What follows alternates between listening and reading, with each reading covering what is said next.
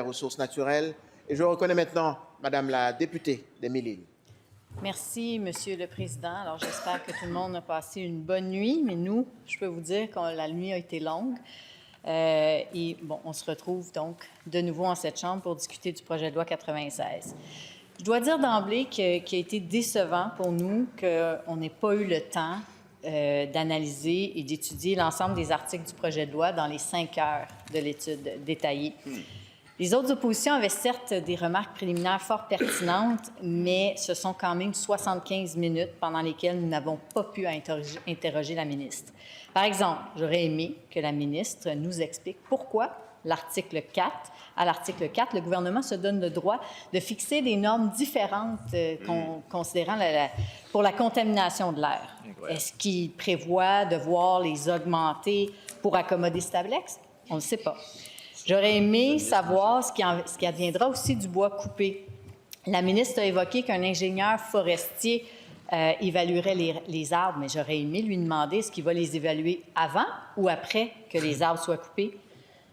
Nul doute que la ministre des Forêts doit voir d'un bon œil l'ajout de cette quantité de bois acier. J'aurais aimé aussi pouvoir la questionner sur l'article 11, qui donne l'immunité de poursuite à l'entreprise et à ses mandataires. Est-ce que c'est courant qu'un projet de loi protège ainsi l'entreprise privée? Je ne crois pas. Si on pouvait le faire pour ce terrain, ça c'est une autre question, pourquoi on ne l'a pas envisagé pour le terrain du gouvernement? Parce qu'on nous a dit que l'entreprise ne voulait pas aller sur l'autre terrain par risque de poursuite. C'est le genre de questions que j'aurais aimé poser. Maintenant, si on revient aux articles que, là, cette fois-ci, nous avons pu étudier, mais il y a quand même des éléments qui seront ressortis des échanges avec la ministre, intéressants, mais quand même qui ne m'ont pas rassurée, je dois dire. D'abord, je vais vous parler des garanties financières. Les garanties financières que le gouvernement prévoit imposer à l'entreprise nous semblent nettement insuffisantes. Selon les échanges, on nous a parlé de 18 millions au terme des 40 ans d'exploitation. Donc, à la fin des 40 ans, il y aurait dans le pot des garanties financières un 18 millions pour la cellule 6 seulement.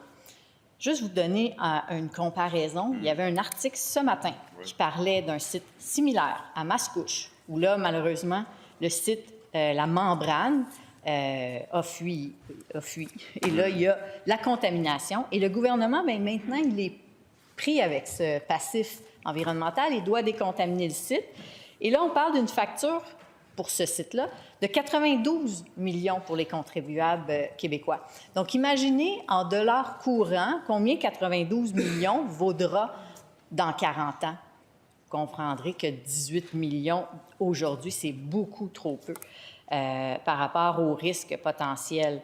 Je l'ai évoqué lors des remarques, mon Dieu, l'étape précédente que j'ai parlé pendant 40 minutes, là, j'essaie de me rappeler. Le principe, merci pour les collègues qui me rappellent, je commence à manquer de mémoire à cette heure-ci.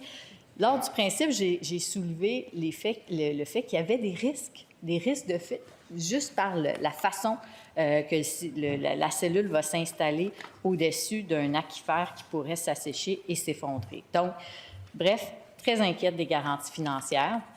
La séquence des événements qui suivront l'adoption de cette loi nous a aussi laissé perplexes. Une fois adoptée, donc le Conseil des ministres va adopter un décret, on peut imaginer que ça va être dès aujourd'hui, qui permettra à Stablex de rentrer sur le site et de couper tous les arbres qu'ils voudront d'ici le 15 avril. Mais, Monsieur le Président, c'est seulement après, dans les prochains mois, que sera négocié et signé le bail liant le gouvernement à l'entreprise. C'est quand même particulier. Connaissez-vous beaucoup de propriétaires qui permettent à ces locataires d'occuper leur logement avant de signer le bail? Moi, je suis propriétaire d'un logement, je ne le ferai pas. J'aimerais mieux signer un bail avant. J'ai aussi pu démontrer que le gouvernement avait offert, à travers le projet de loi, à la Ville de Blainville, un montant pour le terrain, moindre que la valeur marchande d'un terrain industriel dans la région. Et ce faisant, bien, le gouvernement s'assure de réduire le montant que l'entreprise aura à débourser pour occuper le terrain. Et je vous explique. À l'époque, lorsque la Ville avait signé une entente avec Stablex, on parlait d'un montant de 14 millions qui vaut aujourd'hui 17 millions. Le gouvernement s'est dit, bon, on va leur offrir 17 millions. Mais ils ont complètement omis le fait qu'à l'époque, l'entente de la Ville prévoyait aussi des redevances pendant 40 ans, des redevances sur l'enfouissement, le tonnage. Évidemment, ça, le gouvernement l'a complètement tasé de côté. Et donc, c'est des sommes moindres pour l'entreprise. Mais en plus, le gouvernement lui-même a fait une évaluation du terrain. Il est arrivé à une somme supérieure. Il n'a pas offert la somme supérieure à la Ville.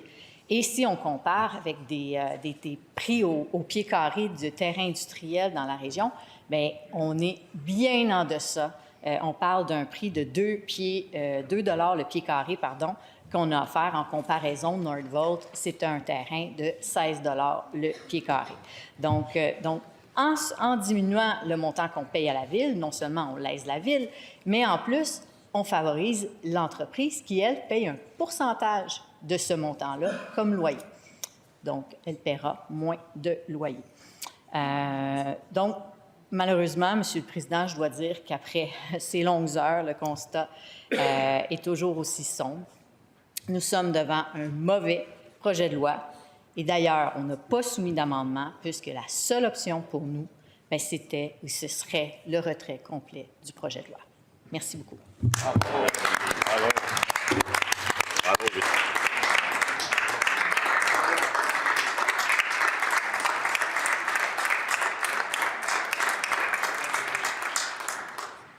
Merci, Madame la députée des Mille.